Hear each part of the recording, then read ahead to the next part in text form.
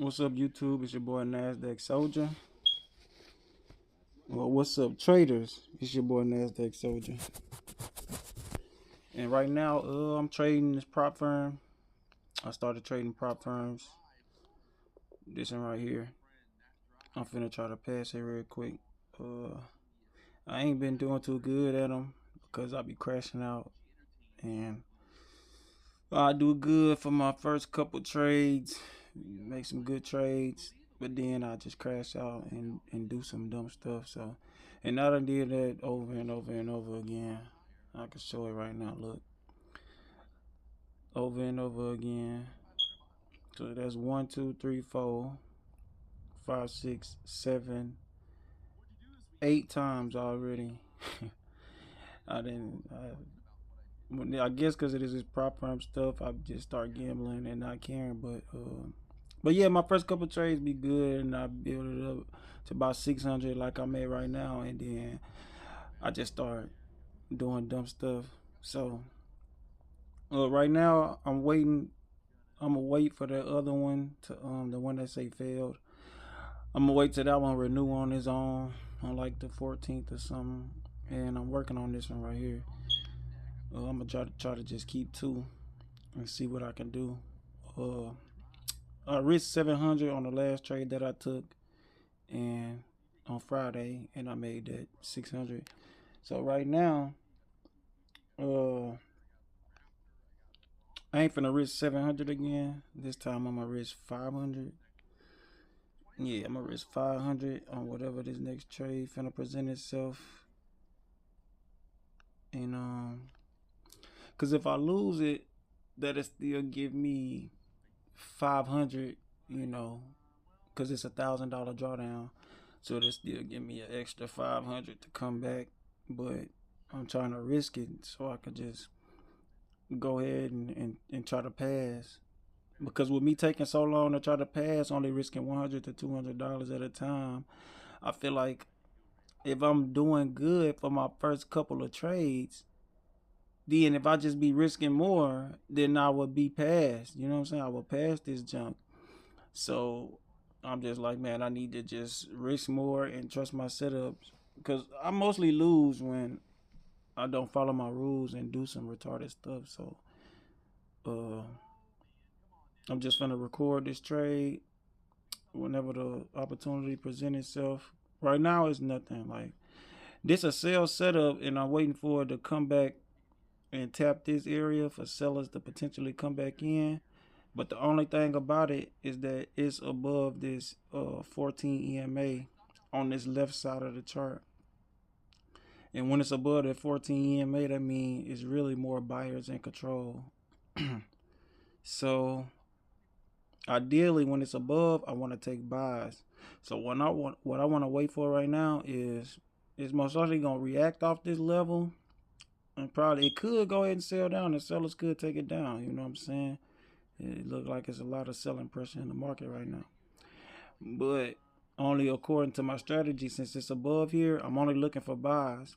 And right now, it's giving me a buy setup right here, like with that white going above that black. This potentially a buy setup, but I don't want to take buys unless we probably get above here or showing, signs of wanting to break this area. And I don't want to take sales because it's above that 14 EMA. So it ain't no sense to risk anything right now. Like, cause like it got the gap fill potential, for the sellers to keep bringing it down. But I'll have to wait for it. Like, if it give me another sell setup right here, the black come below this white right here, and then it go back up and retest this area to drop back down, I could take a sell. But right now, I'm not looking to do nothing until a setup actually show how I wanted to see it, how I want to see it. So yeah, I'll be back. All right, this mug, like on the left side over here, it gave this buy setup. The white push a lot of black. It came back and retested down here on the right side.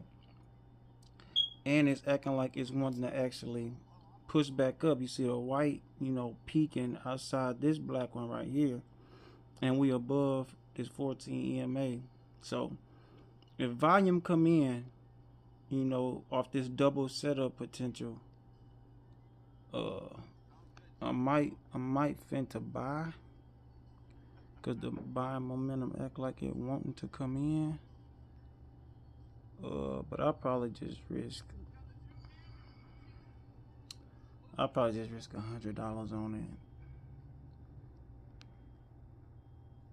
it, just cause what it's showing. It is somewhat of a setup above the 14 EMA, and it don't want to go down right now. I just risk 100 on it, and I'm not gonna take it on no other account. Like, I got a live account I could potentially take it on too, but just because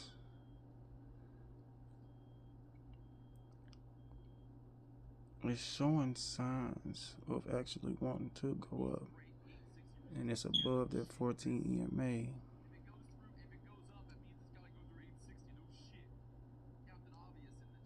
We'll probably take this. I'm gonna take it.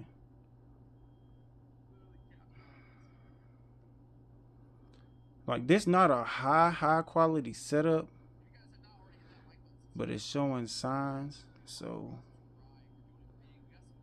we're gonna go ahead and take it.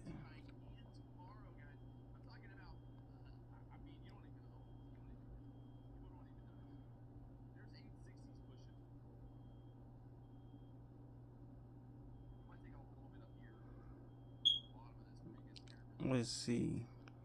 What'll probably get me out this trade? Yeah, see, because sellers might come back in strong. If they come back in strong, then we know it's over with anyway. So if it come all the way back down here, then we ain't worried about it. So 846.50, we're gonna be out. We're gonna be out right here, because we don't want it to come all the way back down here anyway, because it's showing momentum of going up. So it shouldn't have to come all the way back down here. See, this why I only risk 100, because it's not high quality, but it's something. It's moving a little bit slow. But my take profit got to be 884 flat.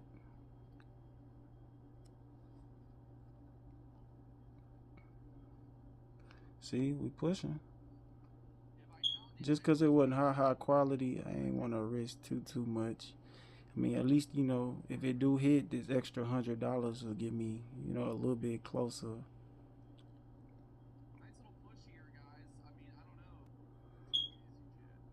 Man, see, I could have risked the full thing, probably 200, but I just need to, what I'm saying, get used to, probably, because it ain't hit yet, so, ain't no telling, but get used to just sizing down. If I see a potential, good setup, just size down on it and take the trade.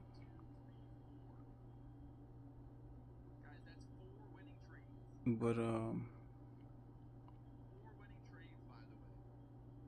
want to get closer to this payout as possible by taking, what I'm saying, taking some setups. See, this that area. We don't want them to come down too strong. They come down too strong, like, it's probably gonna be over with. So I probably have to cut it, because if they come down too strong, then shoot, they coming in. Like, but if they come down little, this don't push down, then the next one don't push down too strong, then. But if they come down strong, this motherfucker gonna make a new low potentially. Yeah, see. See,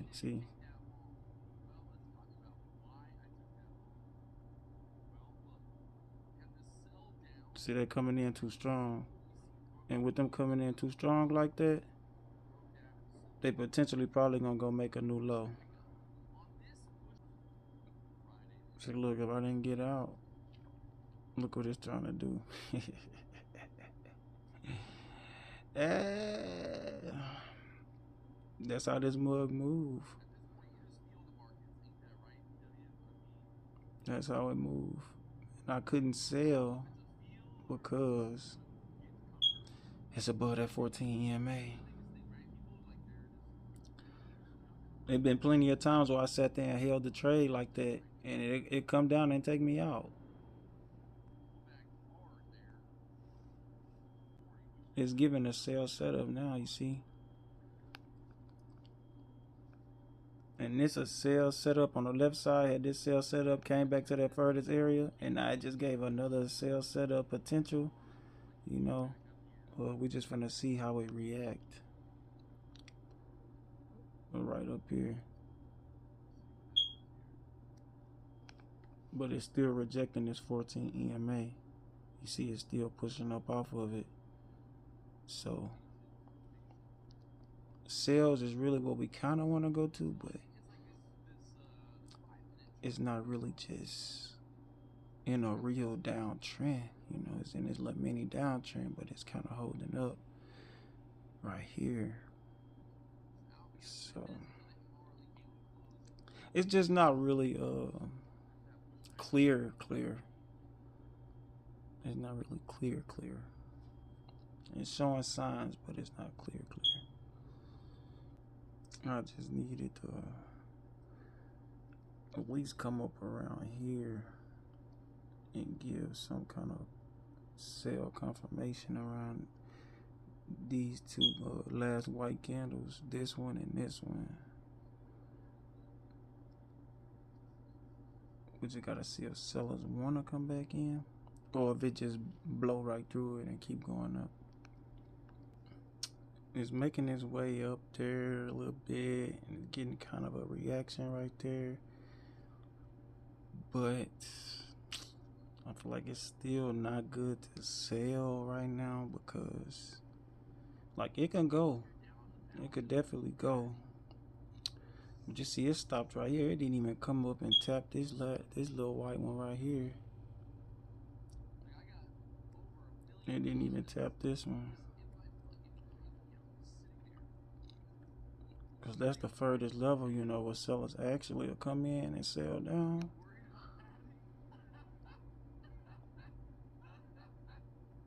But it also can push through, you know, and come back up to this one, then sell down. You know, it's just, you know, price be tricky at times. It'll stop at the first one or stop at the second one. You just don't know. But we know that it is our setup. So we just trying to see what price we want to do with what we got presented in front of us. I think we will probably risk, I want to say about 400 really. The reason I want to risk 400 is because of the selling volume came back up, you know, selling volume. So the sellers is more in control. But buyers could come in out of nowhere. And I still don't want to push up here. And I was finna do something like this. Something like this.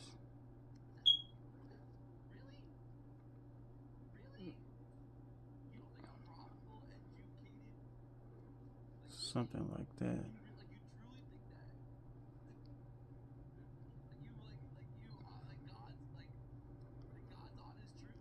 And just risk 200.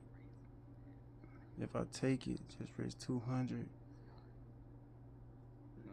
Yeah, that volume ain't what's up, man. Like, look at that candle. Like, that volume ain't what's up. I can't get in it. Shit. Damn. I mean, we ain't really missing out on nothing, you know. But, cause it's not, you know what I'm saying? A plus 100 what we want to see. So it's like that's why we ain't really missing out on nothing.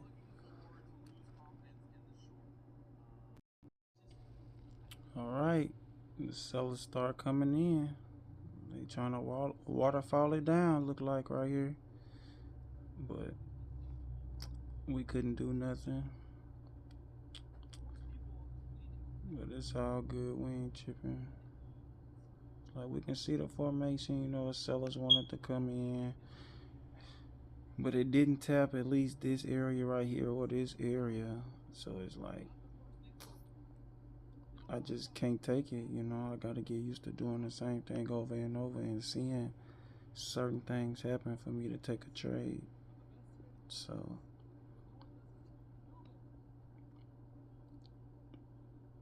this could potentially play out if I would have probably got in right there and right here would be to take profit, but we don't know. So yeah, let's see. It did give this sell setup on the left side over here. I'm marking it up, and then on the right side, you know, it had this furthest level, you know, for it to come to.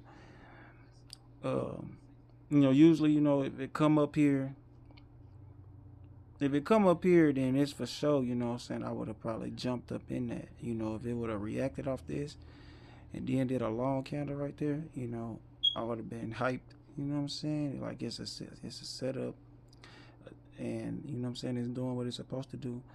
You know, but the market not perfect. You know what I'm saying? Like it didn't come all the way up, but essentially in this same situation where it's a setup over here on the left side, and then it got this furthest level, you know, it come up react off of it. Like it's the same thing as if it was in a downtrend, you know what I'm saying, and come back up and, you know, up under the 14 EMA. I mean, it's the same exact thing as if it was under the 14 EMA. You know, it's just a moving average that be on the chart.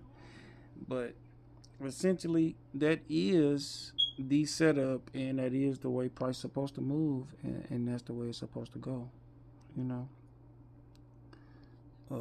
and we see right here, look, damn, like it barely almost tapped it. It could still probably go down and tap it because we would have got in right there, and our take profit, you know, would have been right down here.